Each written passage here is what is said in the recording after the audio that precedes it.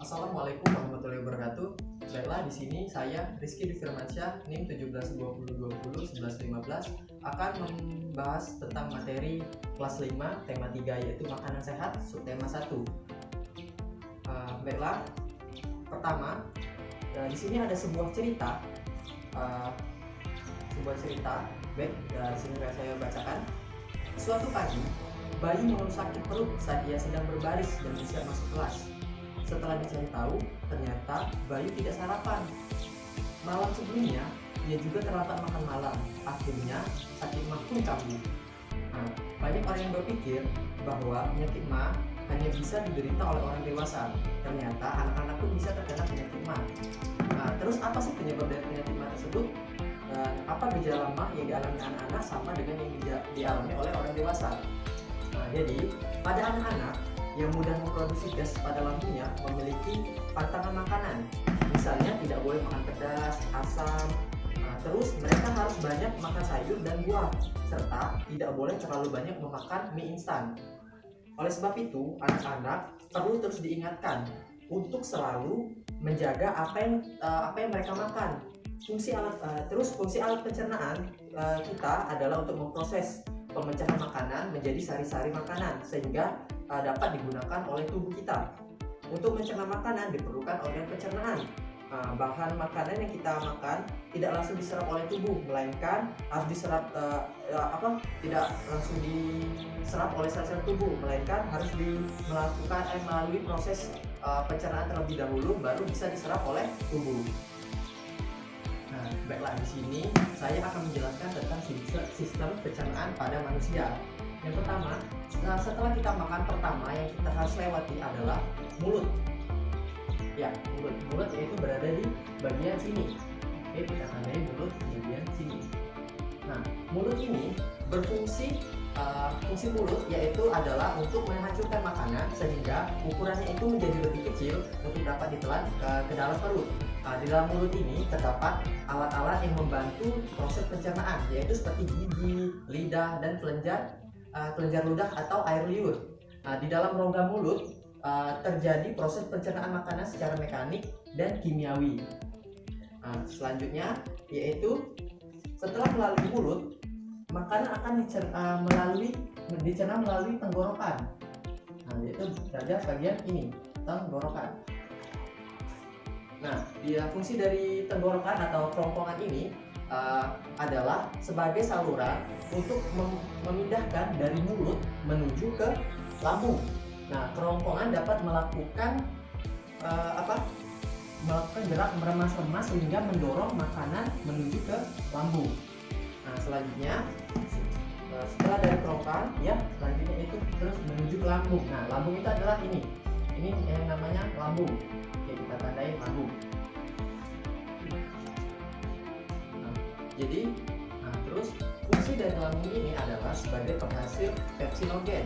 Pepsinogen ini adalah bentuk yang belum aktif dari namanya pepsin. Enzim pepsin ini berfungsi dalam mengubah molekul protein menjadi potongan-potongan protein atau pepton. Selanjutnya setelah dari lambung, makanan akan diproses melalui yang namanya usus kecil. Ini yang di dalam ini yang namanya usus halus atau usus kecil, usus halus ya.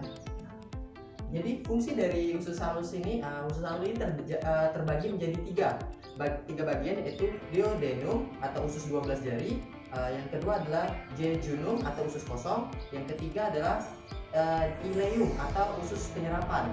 Sebagian besar proses pencernaan pada usus ini dan penyerapan nutrisi pada usus makanan terjadi di usus halus ini.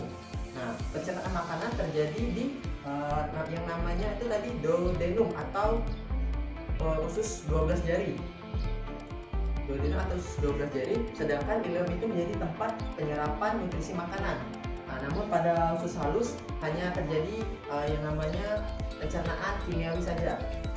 Baiklah, selanjutnya yaitu setelah dari usus halus dia akan lanjut ke usus besar. Usus besar itu yang ini, yang besar sekali.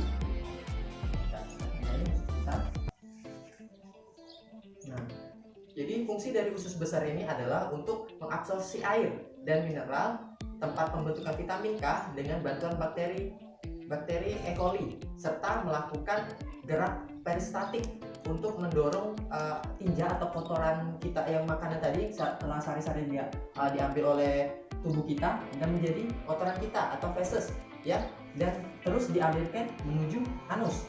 Nah, anus ini ada bagian bawah sini tadi, kita tandai bagian bawah paling ini anus. Kalau kita sering buang air besar ya, kembali anus. Nah, dan setelah dikeluarkan dari anus dan sari-sari telah diserap oleh tubuh, nah itulah tadi sistem pencernaan pada manusia. Itulah tadi sistem pencernaan manusia. Nah, tahukah kalian bahwa panjang saluran pencernaan pada orang dewasa bisa mencapai 30 meter? Panjang banget kan, 30 meter. Dengan mengetahui dan mengerti tentang sistem pencernaan dan proses pencernaan makanan, maka kamu dapat memahami bagaimana cara menjaga tubuh kita agar tetap sehat. Nah, jadi di dalam tubuh kita ini harus menyerap nutrisi yang baik. Jadi kita harus memilih makanan-makanan yang baik untuk dimasukkan dalam tubuh kita. Hindari makanan cepat saji atau makanan yang mengandung minyak yang terlalu tinggi atau makanan-makanan yang dari luar. Lebih baik kita makan dari masakan rumah atau masakan dari orang tua kita. Nah, baiklah. Nah, di samping sini sudah ada contoh iklan ya. Nah, jadi iklan ini menjelaskan tentang gaya hidup sehat. Organ pencernaan yang sehat juga didukung oleh gaya hidup yang sehat juga.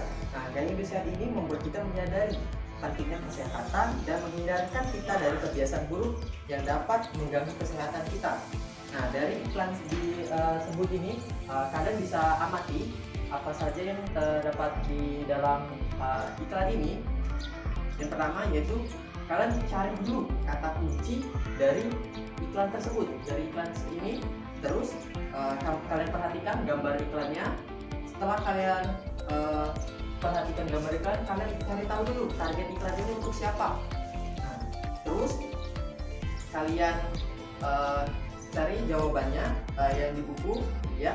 Nah, baiklah, setelah kalian mencari kata kunci, terus memperhatikan gambar iklan, terus mencari tujuan dari target iklan ini untuk apa, untuk siapa. Nah, terus kalian jawab di buku kalian, yaitu yang pertama, soal pertama ya.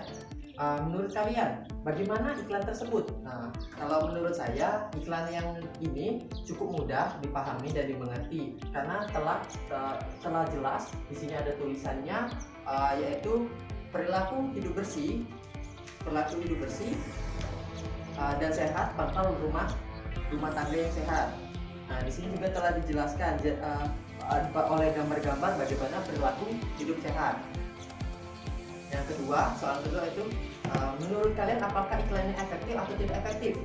Nah, terus kalau menurut pendapat saya iklan ini sangat efektif karena telah dijelaskan oleh gambar dan tulisannya dengan cukup menarik dan cukup mudah juga untuk dipahami. Nah, selanjutnya, baiklah, soal selanjutnya adalah bagaimana menurut kalian cara untuk membuat iklan yang baik dan sehingga dapat menarik perhatian masyarakat. Kalau menurut saya, bagaimana cara membuat iklan yang baik adalah menggunakan kata-kata dan gambar-gambar yang menarik sehingga masyarakat itu dapat dengan mudah memahami iklan yang kita sampaikan. Contohnya pada iklan di samping ini dengan gambar yang menarik, kata-kata yang menarik sehingga membuat masyarakat itu tertarik dengan iklan tersebut.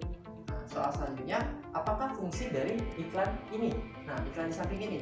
Nah, setelah kalian perhatikan, kalian lihat.